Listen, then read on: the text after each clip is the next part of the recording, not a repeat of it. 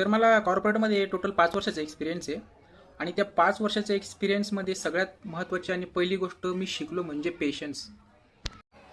इकडे ना सगळं वर्क प्रेशर, काम हे सगळं अंधश्रद्धा आहे बाई. ते ना फक्त अशा लोकांना झेलावं लागतं, इनटॉलरेबल लोकांना टॉलरेट करावं लागतं ना. आणि त्याच्यासाठी पाहिजे असतो तो फक्त पेशन्स. तर जेव्हा जेव्हा अशी सिच्युएशन येईल ना, तर त्या व्यक्तीला तेव्हा त्या मुवमेंटमध्ये रिप्लाय नाही द्यायचा किंवा रिस्पॉन्स नाही द्यायचा. वाट बघायची, तो आपला वेळ न्यायची. आणि जेव्हा आपली वेळ येईल ना, तेव्हा आपण आपला एक्का काढायचा.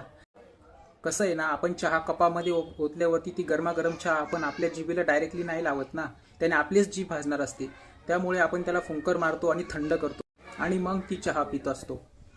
तर जेव्हा अशी सिच्युएशन येईल ना, जिथं तुम्हाला वाटतं मी आता याला बोलतो, याला मेसेजचा रिप्लाय देतो खूप मोठा लॉंग टाईप करून, तर त्या वेळेला फक्त थोडासा पेशन्स ठेवा आणि वाट बघा तुमची वेळ येण्याची. आणि जेव्हा तुमची वेळ येईल ना, तर तेव्हा त्याच व्यक्तीला रिस्पॉन्स द्या तुमच्या भाषेमध्ये.